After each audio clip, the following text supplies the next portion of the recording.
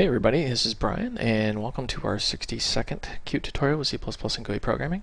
I've gotten some feedback, and it was, hey, where you been? We haven't seen a tutorial in a while. Well, make a long story short, I've been working. I'm a dad, so that takes up some time. My poor kitty, which you've heard in the background of some of my videos, has been rather sick. I've had to take him to the vet, and he needs a operation that's going to cost about $600, which of course does not make me happy, but I love the little guy. And I have been studying like mad for my Certified Ethical Hacker exam, which is right around the corner. So that's where I've been.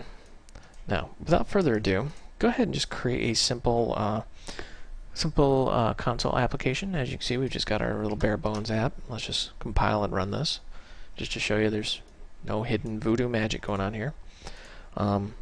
Had quite a few people contact me and say, Brian, love your videos, but we did not really understand signals and slots. Could you go over those a little bit more? So we're going to go over those. If you know signals and slots inside and out, please feel free to skip this video. Otherwise, let's do it. We're just going to add new, and we're going to add a class. And let's just call this person. And we are going to say QObject is the base class, and finish. Now we're going to keep this person class fairly simple. We want to include, and we're going to say QString, and we want to include QDebug, and that just allows us to print things out here. Now you see our class is very, very basic. It inherits QObject and it has this QObject macro. What do these do? Well, we inherit QObject, that way it has all the fundamentals of QObject. And QObject macro allows it to work with the mock, or the meta object compiler. Now, admittedly, I might have the two flipped around, and if I do, I'm sure I'm going to get many, many, many messages saying, hey, you're wrong. I welcome those messages. Now, what is mock? You've heard me mention that once before. MOC, mock, stands for Meta Object Compiler. What it does is it takes your signals and slots, which we'll be creating here in a second, and connects them. It generates the code that makes all this stuff work. So there's a lot of code in the background that gets generated that you never have to touch, you never have to see, because mock creates it and does all the magic for you. Pretty neat, huh? So we're going to make a signal. We're going to say void speak QString, and we're just going to say words. And now we need a slot. So we'll say void, probably something my girlfriend wishes I'd do more often, listen, QString, and words. So there's our signals and slots. Now, a signal is something that happens. We emit a signal, meaning we tell the world, hey, this happened. A slot, on the other hand, is when something happens. We want to consume that event, meaning the world is going to tell us, hey, something happened, and we're going to process that.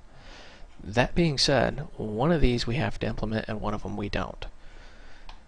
Well, if you guessed we have to implement a signal, I'm sorry, you're wrong. We don't need to implement a signal, because mock takes care of all that for us. We do have to implement the slot because something happened and we need to process it. So let's just go ahead and, really silly example I know, but we're just going to create a little gossip here. So we're going to say void person, and we're going to say listen. And we're just going to QDebug,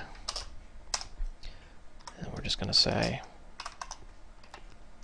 someone told me ... and we're just going to say words. Oops. There we go.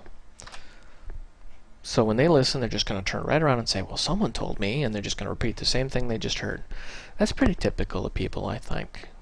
I'm just kidding. Alright. So what we probably need to do next is give it a little more information here. because we want to get some sort of dialogue going at a water cooler. So let's just say QString, we'll say name.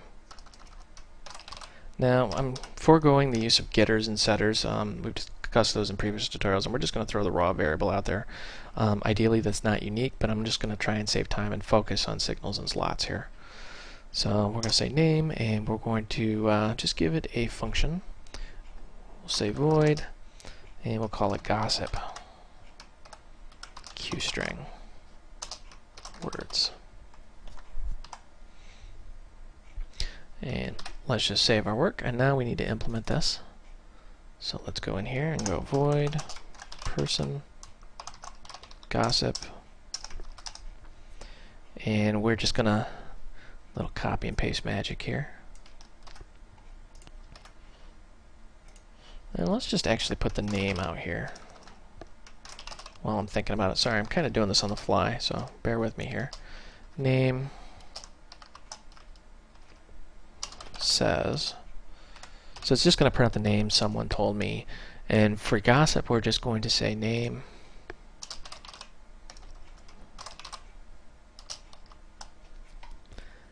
says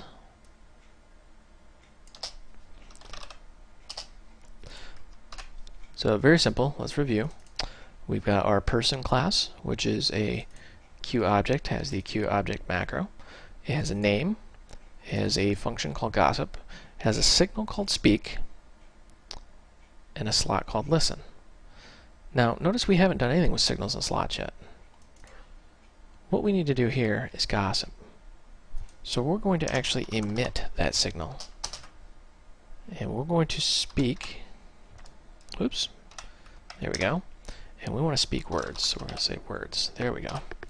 Now when you emit the signal, you're telling the world, hey, this happened, and anybody who's connected to that is going to automatically get it, and I'm going to demonstrate that next. So what we're going to do here is we're going to make a water cooler class. I know, the typical water cooler at work where everybody talks. So we'll say water cooler, we're just going to give it a QObject, next, finish. Alright. Now we're going to pretty much just leave this blank. And what we're going to do is just write in the constructor of this guy, we're going to start gossiping, but we need to include some stuff first. So say include. Help if I spelled include right. So we're going to include our person class, and we're just going to say person, and we'll say Mary. Actually, not Mary. Let's say Kathy. We got our chatty Kathy here. And then we'll say person, and we'll say Bob. Boy, I really need to start wearing my glasses again if I just spelled babe. Anyways. So what we got is we got Kathy and Bob standing around the water cooler here. And we need to connect these two because Bob's listening to Kathy.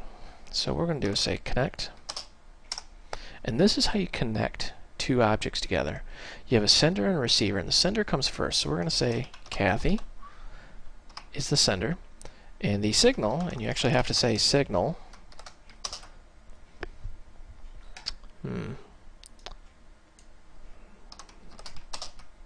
It's not liking me today for some reason.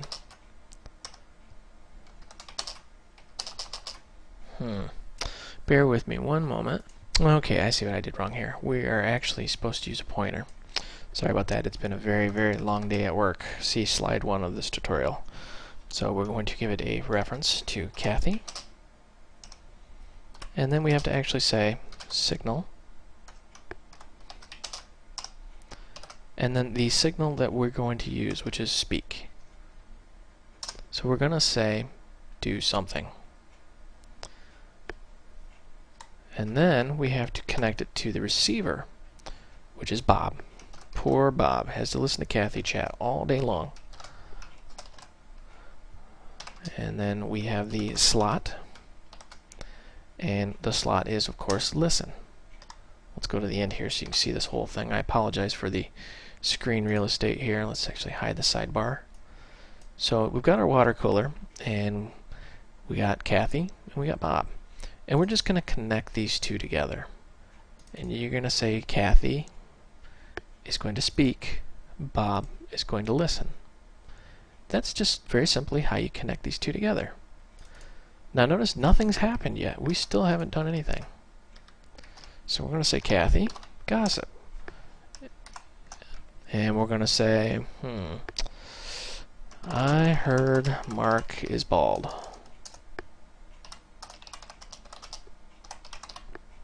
I don't know. I'm not a gossip queen, so I'm having a really hard time coming up with gossip here. I'm guessing that's what a chatty Cathy would actually gossip about. So let's just save and run. Let's just see if this whole monstrosity even compiles here. And sure enough, it compiles. But we, of course, have forgot to do anything. So apologize. Include. And we'll say water cooler. Actually, we want to do the single quotes. Now, if I've never discussed why you use a bracket or why you use double quotes, it's because if you're using a bracket, it means you're using a library, and if you're using quotes, that means you're using one of your files. Let's say water cooler, and there's our constructor there. So when we fire up this water cooler, a bunch of stuff's going to happen. Let's compile and run this. And blank says, I heard Mark was bald. Blank said, someone told me I heard Mark was bald. Well, yes, we forgot to enter the names. Let's fix that up real quick here. Like I said, I apologize. I'm just kind of doing this on the fly. Let's fix this up here, and then we'll discuss it. Name equal Kathy. And we could have very well done this in the constructor, but I want to make this very simple. We'll call this chatty Kathy. And then Bob, we'll say Bob.name equal, we'll say poor Bob. Alright. Save, run. Let's see this thing work. Alright, there we go. Chatty Kathy says, I heard Mark is bald. Poor Bob says, someone told me I heard Mark is bald. We do have a Kathy where I work, but she's not a chatty Kathy or a gossip queen, and I don't think we have a Bob or a Mark where I work. So this is all speculation. Nobody get upset. Let's just kind of dive back into this. We're going to go right from the beginning. When the program starts, it's calling water cooler, making a new instance of water cooler. Now, when water cooler is created, we're creating an instance of Kathy and an instance of Bob. Now, I should step back and say we're actually creating two instances of person. This is the same class, using it two different ways. Now we're setting Kathy.name equal chatty Kathy, Bob.name equal poor Bob, and then we're calling connect. Connect is how you connect two objects together to allow them to use signals and slots. Now, if you try to use that in the main, because main is not a Q object, you will get an error message, because main is just C++ code. It knows nothing of the meta object compiler or signals or slots or anything like that. That's why I created the water cooler class. Chatty Kathy says, I heard Mark is bald. Now, because we've connected these signals and slots, the signal being speak, which is called during gossip, Bob, listen, Bob's going to consume that signal. So when Kathy emits the speak signal, any class connected is going to also receive that. And let's just do that. And let's just say Sally.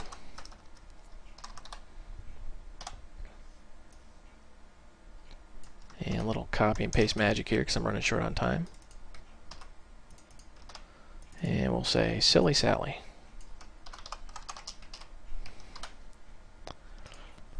Now let's run this, and I'll show you that. Notice how Sally's not in the picture here because we haven't connected her. Let's just simply copy this.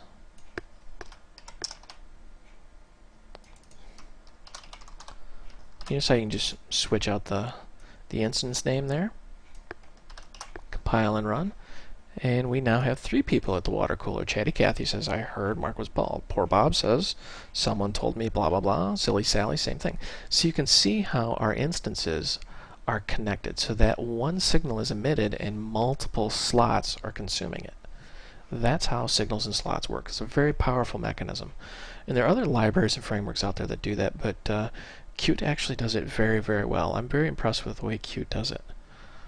Alright, now let's kind of jump into the nuts and bolts of the person class here. You have got the gossip function, and you have got the speak signal, and the listen slot. The gossip function lives solely to emit the speak signal.